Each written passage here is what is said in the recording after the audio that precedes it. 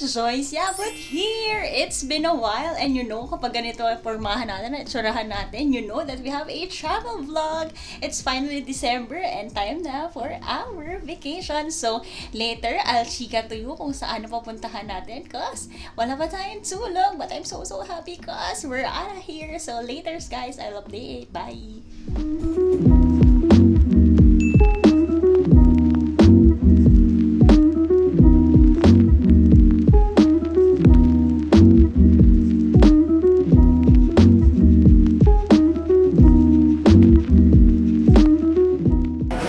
So we're about to check in, guys. We're here at Terminal 1. Ayan.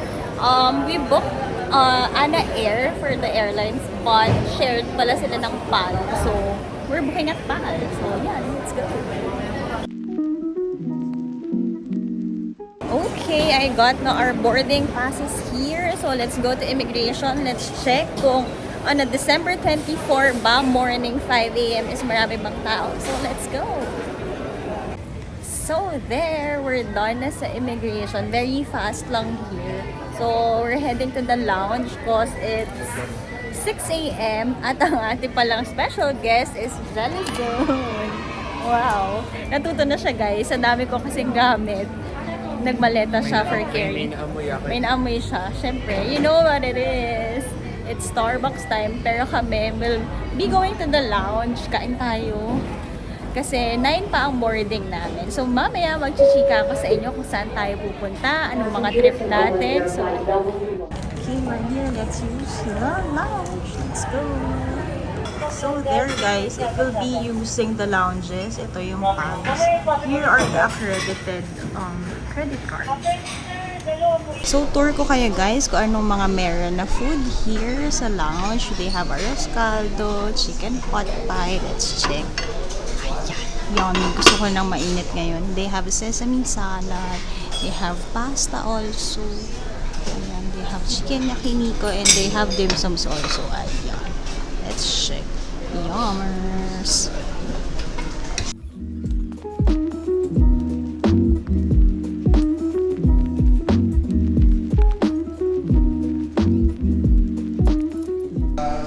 Our food, I got potato croquette, dim sum, arroz caldo, and English breakfast tea while waiting for our plane. Ayan, Ana Air dapat tayo. I'll do a chika time. Let's go. Mom time.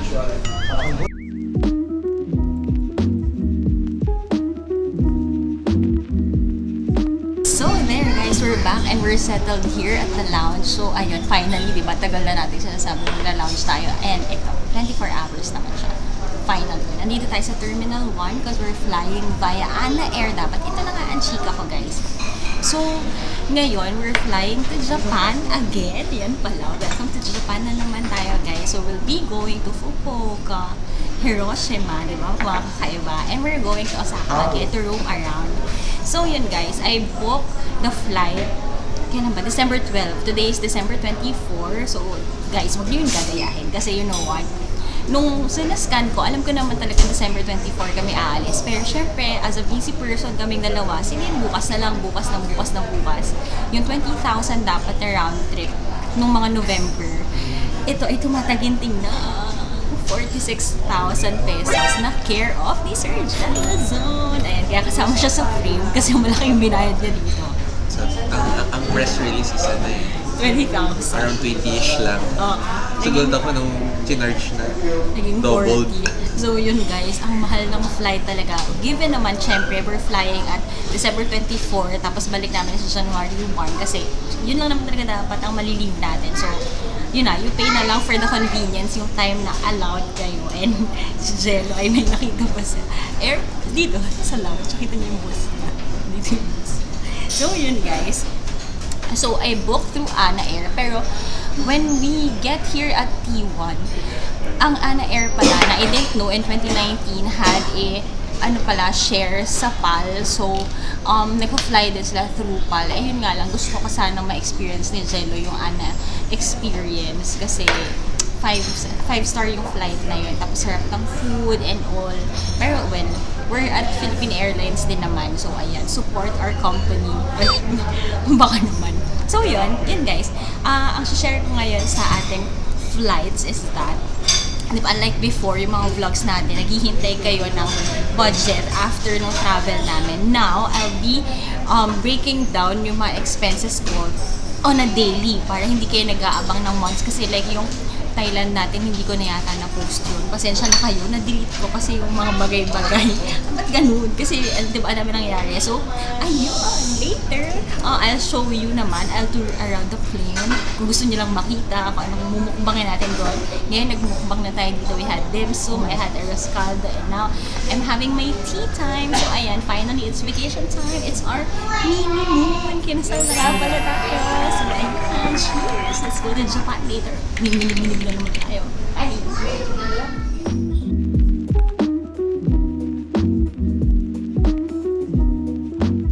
And we're off to Japan, guys! So, ayan, mag-ride na tayo ng plane. Let's board and let's leave. Pero may food tayo later. So, guys, shocks.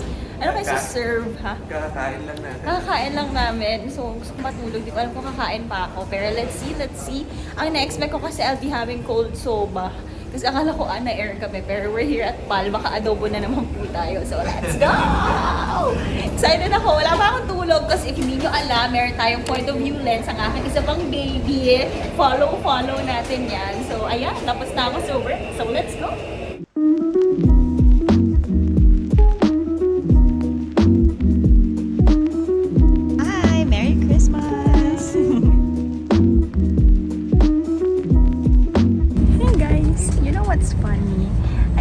Our seats and I chose the window seat, but there's no window. It's gone. The window's gone. The window seat without the window. Funny. It's so funny. So, what we get from PAL for our Fukuoka trip is get your headphones, you get your blanket, and you get your tea. So there, but Without the window. Shucks, nakakadalawa na to hindi na natatawa. Pero masaya pa rin. It's Japan! So there guys, walay kami ni Jello kasi di ba kanina sabi ko nga wala silang window dun sa seat na kinuha ko. Eh guys, claustrophobic ako. Parang kanina, parang dinadaganan kasi ako makahinga kasi naka-close siya. So wala, hindi ko natatawa. See you later in Fukuoka.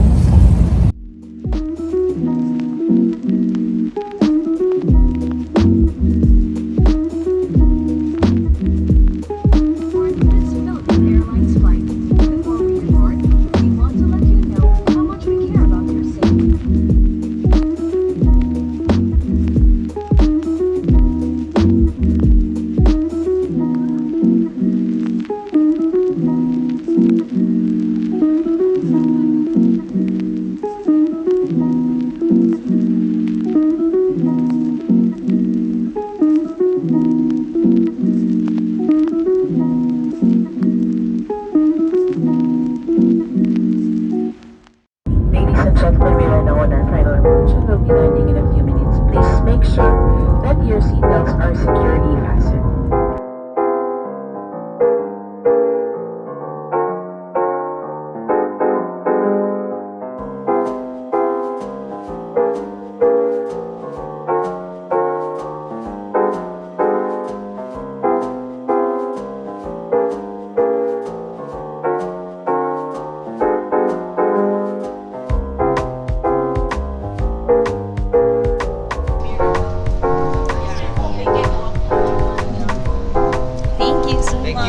Merry Christmas! Hello, and we're together again. He is in his favorite shirt at 6 degrees.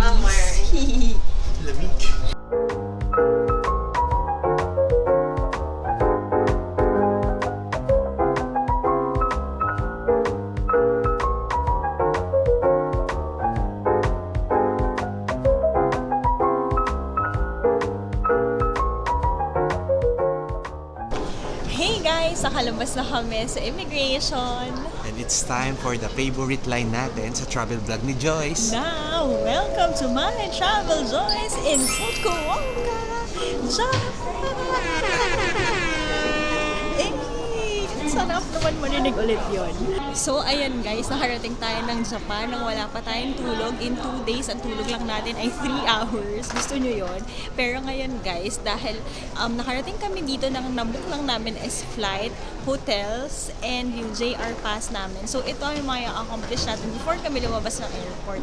We'll be withdrawing our money from 7-Eleven Bank, and then we'll be getting Wi-Fi kasi di rin ako nakakuha ng Wi-Fi router ngayon dahil peak season na. And what else? And I'll check kung ano sasakyan namin papunta ng city. So, ayan. Let's go! Siyempre, ang pinaka-na-miss natin dito is yung kahit sinong tanongin mo, kahit anong ginagawa nila, is bibigyan ka talaga nila ng answer passionately. So, I love. Tapos yung katabi ko kanina sa plane, guys. Alam ba kung gaano sila talaga ka-organized and very masunurin. Para siyang classmate mo na valedictorian. Kasi kung paano hina-highlight yung sa PAL, kung ano dapat itsura mo. Na dapat naka-blanket ka na, naka-seatbelt ka. Kung paano pinakita sa screen, gano'n na itsura niya before pa. So, ayan! Ang lamig. Pero itong si Jello, siya naka-t-shirt lang siya. So, ayan. Una natin, first order of business natin, syempre, kailangan natin ng pera. Hanap tayo ng ATM. Kanya-kanya kami dito. Ayan, nakita ka na. Let's go! Ang saya ka. Wala kang tulog, pero magising mo na sa Japan. Japan ka na. Ayan guys, meron ding Yoshinoya. You have here the tourist information. Ayan. Maliit lang yung airport nila. And dito tayo sa 7-Eleven Bank. Ayan. Marami rin kumukuha ng money nila from here. Line na tayo. Lamig! Okay guys, so from the arrival side, few walks away lang, you have the information, and then now, we're trying to have our funds here via ATM withdrawal. But the other option would be to have the currency exchange booths. So it's up to you, pero kami mas preferred namin to use the ATM withdrawal.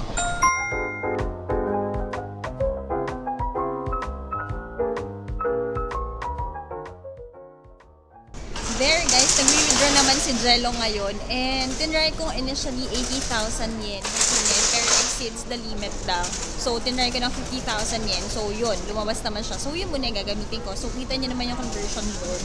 So ako marirecommend ko instead of using yung exchange and currency, you go na lang to the ATM kasi may mga parang 150 to 250 lang naman yung i-charge nun sa'yo. So okay na yun. So yeah, later kuha naman tayo ng Wi-Fi. Okay guys, dito tayo nag-rent ng Wi-Fi. Na-try ko na rin to yung unang punta ka ng Japan before. Pumunta ako sa mismong store nila, sa mismong office nila.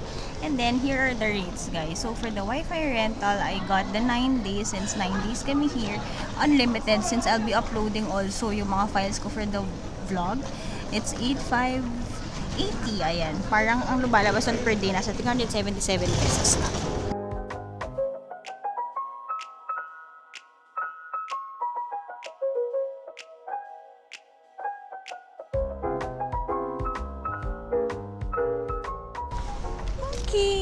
Walking na tayo towards our hotel. Kanina hindi lang tayo nagsasalita sa bus kasi very quiet and ang tagal ng biyahe guys. Nakaupo nga ako sa parang stairs. So ngayon, we're walking towards our hotel. APA Hotel din ang sastayan natin dito sa Fukuoka. So ayan, hirap lang ngayon mag-vlog kasi Maleta is live. So balikan ko kayo when we get there. Time na rin to check in. It's 4 p.m. na. Sa main road guys, may APA Hotel doon pero hindi pa yan. I think doon pa sa likuran. Pero 3 minutes walk na lang. So let's go! Ayan guys, nahanap na dito sa kanto may 7-Eleven. Tapos ito na APA Hotel. Okay, for APA Hotel guys, no need to go to the reception. You just have to click everything here in the machine and kukunin mo na yung card mo from here. So me, I got my keys na here. So ayan, let's go check in. Okay guys, let's do a quick room tour sa aming Fukuoka na hotel. We're here at APA Hotel, APA Hotel. So, familiar sa inyo yung layout nito. Parang yung hotel natin sa... Saan nga ba yun? Saan ba hotel ito? Sa Tokyo? Tama ba? So, ayan, when you enter, we have here a full-length mirror. Ayan tayo. You have here yung mga hangers. Ayan, oh, very small lang talaga. Naka 0.5 na tayo nito. Tapos, you have a desk here. Ito, favorite natin. Ito yung deodorizer nila. Tapos, you have your Domino's here. Tapos, ayan, may free water. And then, you have your fridge here. Tapos, ayan tayo, guys. Tapos, syempre, ito na agad ang ating bedroom. Ayan, their bed, queen size bed. Tapos very comfy ang kanilang mga pillows. Ayan oh. Namiss ko to.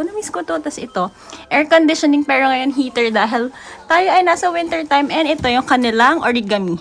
And then yung kanilang lamp. And then you have here your tissue. Tingnan natin kung meron tayong view from here. Ang view natin ay ang kabilang building. So, if you want para lumamig yung room nyo guys, open nyo lang siya. Ayan, para yan na yung pinaka-aircon nyo kasi malamig sa labas. It's 6 degrees now. Tapos, we have here naman the TV. And then, pasok tayo sa bathroom. Quick lang to. Ayan, the Japanese style na bathroom. Ayan, hello sa atin. Yan ang vanity. You have here your towels. You have here your toiletries. You have here yung kanilang na toiletries. Also, you have shampoo, conditioner, and body soap. You have bathtub. And then, yung kanilang Japanese toilet. So, ayun lang ang ating quick room tour sa APA Hotel.